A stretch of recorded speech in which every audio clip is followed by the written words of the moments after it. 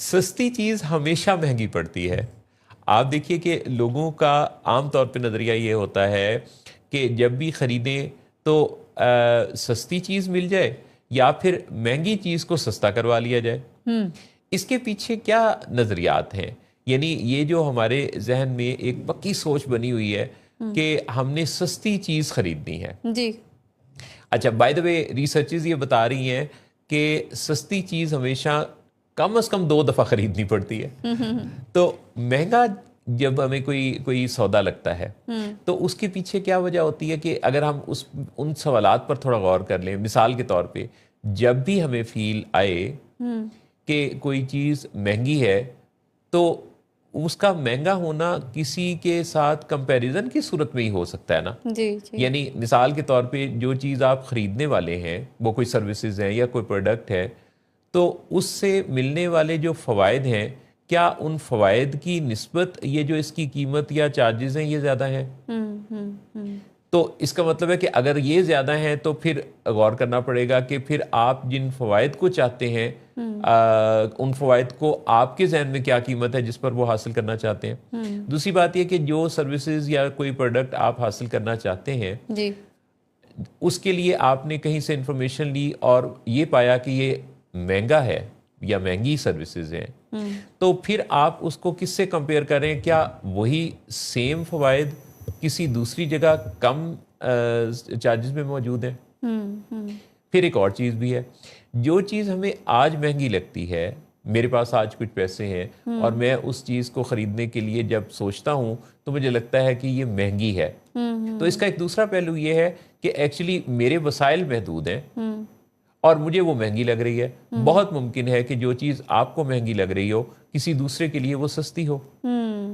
फिर एक चीज़ ये भी है कि जो चीज़ मुझे आज महंगी लग रही है, कोई सर्विसेज हैं फ़र्ज़ करें, आपको अगर उन सर्विसेज को लेना है और आज वो चीज़ महंगी लग रही है तो 6 मंथ्स बाद या 1 ईयर के बाद आपके रुपये की वैल्यू ये नहीं होगी जो आज है, लेकिन उस ख़ास जो फ़वाइद आप उससे हासिल करने वाले थे उनके हासिल ना करने के नतीजा में ये जो दरमियान में साल गुजरा है इसमें जिस प्रॉब्लम का वो हल था उस प्रॉब्लम के अंदर जो इजाफा हो के उसकी कीमत आप अदा कर रहे हैं वो कितनी बड़ी है। यानी ये सारे वो पहलू हैं जो किसी भी ऐसे फैसले को करते हुए जहां हमें कोई चीज़ महंगी लगती है तो हमें स्टेटमेंट देते हुए फौरन से जो ये फैसला करना कि ये महंगी है या सस्ती है, उससे पहले हमें ये सारे सवाल अपने आप से ज़रूर पूछने चाहिए। असल में मोहसिन साहब आपने बहुत इम्पॉर्टेंट ये बात की है। एक्चुअली ये माइंड सेट है, मुझे लगता है ये जो महंगा सस्ता वाला ना, पहली सोच जो आती है वो यही आती है कि लेट्स ट्राई सम चीप। वो आपका इलाज हो, आप ये नहीं, इवन आप ये भी देख लें कि अपने डॉक्टर पे जाना है ना तो आपको कोई रिकमेंड करे ना कि फ़लाना जो एक्सपर्ट डॉक्टर है बहुत अच्छा और बड़ा, तो आपको लगता है नहीं ये जो मेरी गली की नुक्कड़ पे है लेट्स ट्राई दैट, पहले चक्कर लगाते हैं, देख लेते हैं क्या हर्ज है। इसी तरीके से आप जूता, कपड़ा, मतलब खाना पीना, हर चीज़ में अगर आप देखें तो हमारा ये माइंड सेट है कि हमारी सोच पहले में ज़्यादातर में ये जाती है कि सस्ता लेना या सस्ते को एक्सपीरियंस करना ये बहुत अक्लमंदी की बात है। अच्छा, अब ये क्योंकि माइंड सेट है और ये डेवलप हुआ है और ये इस्टेब्लिश्ड है और पसंदीदा भी है, यानी जिस दौर में मुझे लगता है ये डेवलप हुआ होगा उस दौर में ऑप्शंस कम होंगी, उस दौर में वसाइल, सहूलियात, उसको जो चीज़ें हैं उनको जो आपने एक एक्सपीरियंस करना होता है या क्रेडिबिलिटी, वो ये इस तरह के ज़रा मामलात कम होंगे। तो उस दौर में जब कोई भी कोई इस तरह का सस्ता कोई बाय करता होगा चीज़, प्रोडक्ट या कुछ भी खाना पीना, तो उसमें उसको बहुत एप्रिसिएशन मिलती होगी। अच्छा, अब जैसे जैसे वक्त गुजरता जा रहा है तो अब जो लोग हैं, अब आप देखें टाइम बहुत कम है, ज़िंदगी ज़रा मुश्किल हो गई है, टास्क ज़्यादा हैं, तो ऐसी सूरत हाल में लोग कहते हैं कि वक्त बचाना है। यानी आप देखिए ना, टाइम इज़ मनी एक्चुअली। तो पहली बात तो ये है कि महंगा सस्ता अगर आपने देखना है तो पहले तो आपका टाइम ही है ना। यानी आप कोई सस्ती चीज़ लाते हैं और उसके बाद वो पसंद नहीं आती और आप उसे एक्सचेंज करने जाते हैं और फिर एनर्जी सर्व करते हैं एक्सचेंज करने पर, एग्जैक्टली और उसके बाद फिर फिर भी वो आउटकम नहीं मिलता। आउटकम नहीं मिलता। मूड आपका फ्यूल कंजम्पशन आप देख लें। अब ये सारा कुछ जो आपने किया, एनर्जी, टाइम, पैसे सर्व करने के बाद भी आउटकम वो नहीं और मूड अलहदा ऑफ। एग्जैक्टली यानी बाय करने का मकसद आपका एक्चुअली में खुद को खुश करना था ना, आपने अपने लिए बाय किया और उसके बाद जब वो सारा कुछ नहीं हुआ तो जवाब में अब आपको क्या मिला?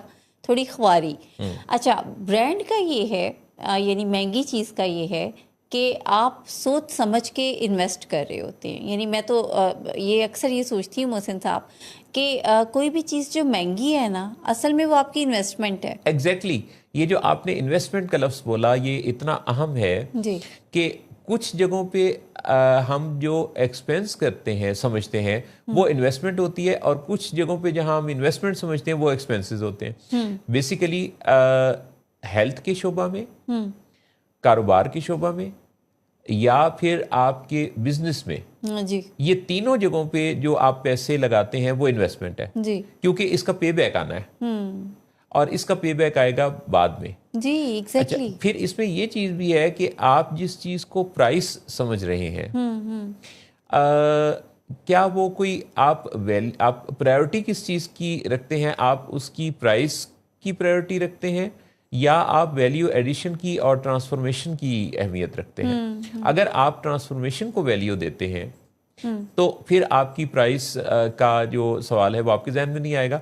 लेकिन लोग जो सबसे ज़्यादा इस बारे में बात करते हैं जब भी महंगी या सस्ती की, तो वो बजट की बात भी करते हैं, वो आमदनी की बात भी करते हैं। अच्छा, अब इसमें ख़ास ये सवाल है कि लोग ये सोचते हैं कि हमारे पास बजट ही इतना है।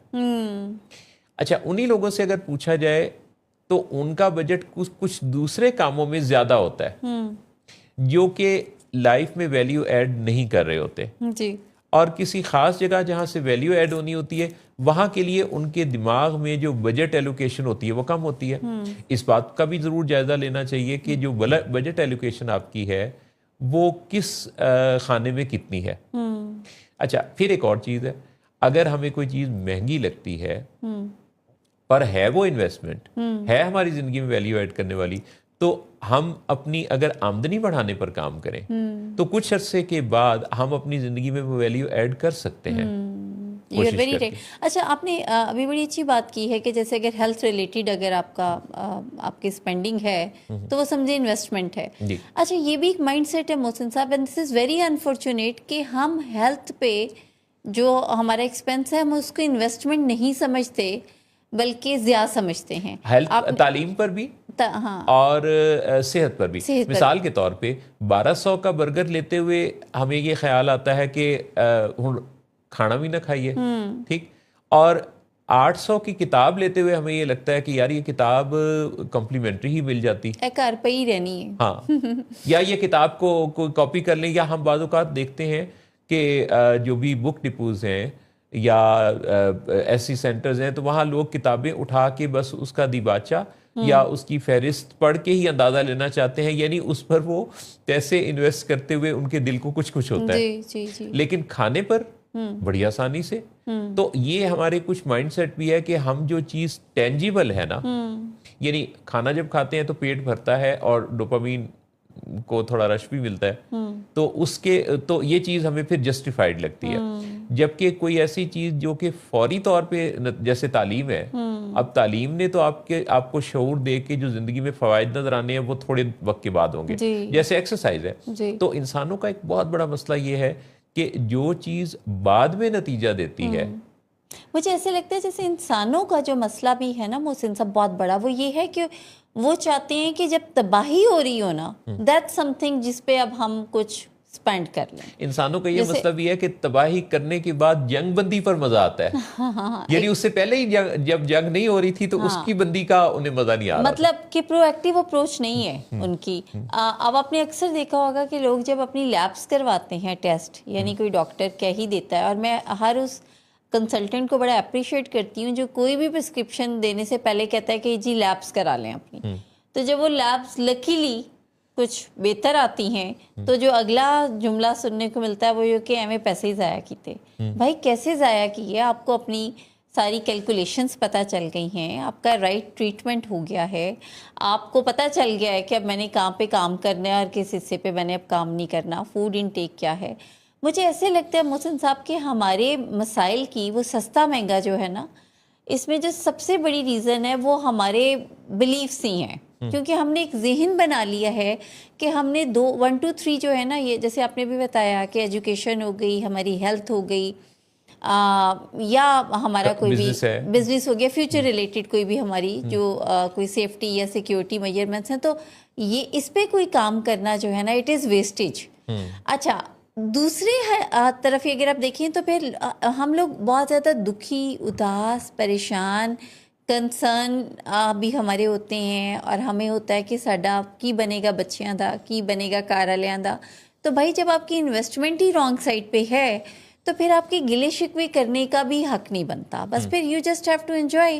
तो जब आप किसी महंगी चीज़ मतलब यूजली लोग ये कहते हैं कि अगर आप किसी को कह भी देना कि भाई आप 2 जोड़े ले लें मगर अच्छे ले लें, तो फ़ौरन से लोग ऑफेंड हो जाते हैं कि आप लोग तो बस बात कर सकते हैं ना, हमें तो फिर हम तो ऐसे ही हैं, हम तो वैसे हैं। तो बात ये है कि आप 6 ले लेंगे लेकिन उसके बाद आपको उसका दूसरे दिन ही वो फेड हो जाएगा, या जूता टूट जाएगा, या कोई कुछ ऐसा चेयर ले लेंगे, कुर्सी सस्ती जो कि टूट गई है। तो अब ये वो चीज़ें हैं जो आपके बेसिकली मसाइल को बढ़ा देंगी। इसमें जांच और परख का अमल दखल बहुत ज़्यादा है। जब आप कोई चीज़ ख़रीदते हैं तो पैमाना उसका कीमत से नहीं लगाना, पैमाना उसका क्या है कि उसका वो देरपा कितनी है, फ़वाइद क्या है, और आपको उसकी ज़रूरत कितनी है जी। यानी आपकी ज़रूरत और आपका फ़ायदा और उस चीज़ का आपकी ज़िंदगी में वैल्यू ऐड करना, ये पैमाना है जिस पर आप उस चीज़ को परखेंगे कि ये लेने के बाद आपकी ज़िंदगी में क्या तब्दीली आने वाली है। लेकिन हम बात ही कीमत से शुरू करते हैं। जी जी। तो ये जो कीमत का तयन है, हम अगर अपनी ज़िंदगी को बेशकीमत बनाना चाहते हैं तो बाज़ औक़ात नज़रों से ओझल वो चीज़ें ज़्यादा कीमती होती हैं जिनको आप इतना ज़्यादा कंसिडर नहीं कर रहे होते।